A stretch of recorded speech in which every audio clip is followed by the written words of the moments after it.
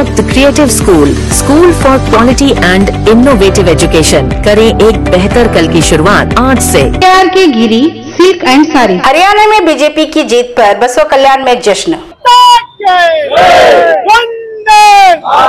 भारतीय जनता पक्ष नरेंद्र मोदी।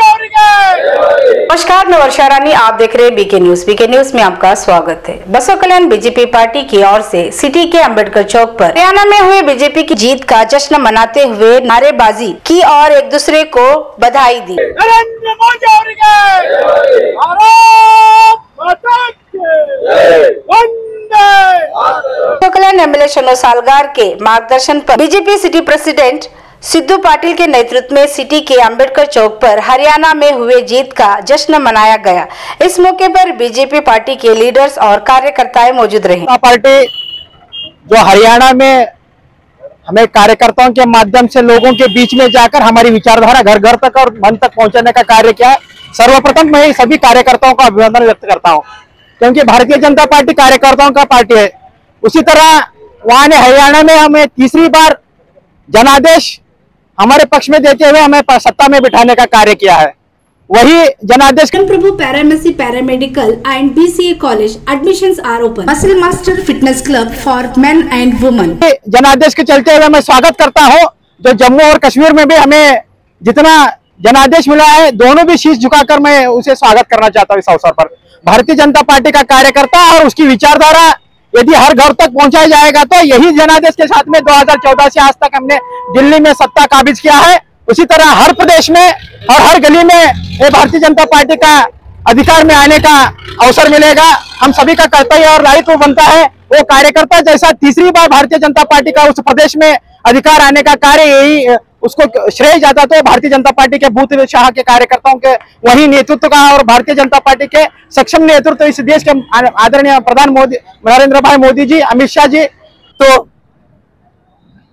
बसव कल्याणದಲ್ಲಿ ಯಾವ ರೀತಿಯಾಗಿ ಭಾರತೀಯ ಜನತಾ ಪಕ್ಷ ಹರಿಯಾಣದಲ್ಲಿ ವಿಜಯೋತ್ಸವವನ್ನು ಆಚರಿಸ್ತಾ ಇದೆ, ಅಲ್ಲಿ ನಾವು ಯಾವ ರೀತಿಯಾಗಿ ವಿಜಯ ಜಯಶಾಲಿಗಳಾಗಿದ್ದೀವಿ, ಅದೇ ರೀತಿಯಾಗಿ ಜಮ್ಮುನಲ್ಲಿಯೂ ಕೂಡ ಅತಿ ಹೆಚ್ಚು ನಮಸ್ತೆ. ನಮ್ಗೆ 12 ವರ್ಷದಿಂದ ಮಕ್ಕಳಾಗಲಿಲ್ಲ. ಮುಂಬರ್ಗ ಬಸವ ಕಲ್ಯಾಣ ಹೈದರಾಬಾದ್ ಎಲ್ಲ ಕಡೆ ನಾನು ಟ್ರೀಟ್ಮೆಂಟ್ ಹೋಗಿದ್ದೀನಿ. ನಂಗೆ ಎಲ್ಲಿನೂ ಕನ್ಸೀವ್ ಆಗಿರ್ಲಿಲ್ಲ. ಈಗ ಜೀವನ್ ಜ್ಯೋತಿ ಹಾಸ್ಪಿಟಲ್ ಗೊತ್ತಾಯ್ತು ನಂಗ ಹೊಸದು.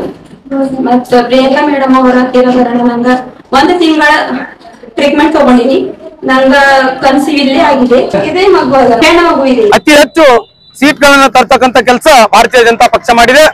ಮುಂಬರ್ತಕ್ಕಂಥ ದಿನಗಳಲ್ಲಿ ಕಾಶ್ಮೀರದಲ್ಲಿಯೂ ಕೂಡ ಇದೀಗ ಯಾವ ರೀತಿಯಾಗಿ ಜಮ್ಮುವಲ್ಲಿ ನಮ್ಮ ಅಲೆ ಇದೆ, ಅದೇ ರೀತಿಯಾದಂತಹ ಅಲೆ ಕಾಶ್ಮೀರದಲ್ಲಿಯೂ ಕೂಡ ಭಾರತೀಯ ಜನತಾ ಪಕ್ಷ ತರುತ್ತೆ ಅಂತಕ್ಕಂಥ ವಿಶ್ವಾಸವನ್ನು ಇಟ್ಕೊಂಡು ಇವತ್ತು ಹರಿಯಾಣದಲ್ಲಿ ಯಾವ ರೀತಿಯಾಗಿ ಎಕ್ಸಿಟ್ ಪೋಲ್ಗಳು ಹೇಳ್ತಾ ಇದ್ವು ಕಿ ಭಾರತೀಯ ಜನತಾ ಪಕ್ಷದ ಸರ್ಕಾರ ಹರಿಯಾಣದಲ್ಲಿ ಆಗಲ್ಲ ಅಂತ, ಆದ್ರೆ ಅಲ್ಲಿರ್ತಕ್ಕಂಥ ನಮ್ಮ ಸಂಘಟನೆ, ನಮ್ಮ ಪಕ್ಷದ ಕಾರ್ಯಕರ್ತರು ಹಾಗೂ ಮಾನ್ಯ ನರೇಂದ್ರ ಮೋದಿ ಅವರು ಮಾಡಿರ್ತಕ್ಕಂಥ ಜನಪರ ಕೆಲಸಗಳ ಫಲತಾಗಿ ಅಲ್ಲಿರ್ತಕ್ಕಂಥ ಪ್ರತಿಯೊಬ್ಬ ಜನರು ಕೂಡ ಒಗ್ಗಟ್ಟನ್ನು ಪ್ರದರ್ಶಿಸಿ ಭಾರತೀಯ ಜನತಾ ಪಕ್ಷವನ್ನ ಮತ್ತೆ ಅಲ್ಲಿ ಸರ್ಕಾರದ ರೂಪದಲ್ಲಿ ತರ್ತಕ್ಕಂಥ ಕೆಲಸವನ್ನು ಮಾಡಿದೆ.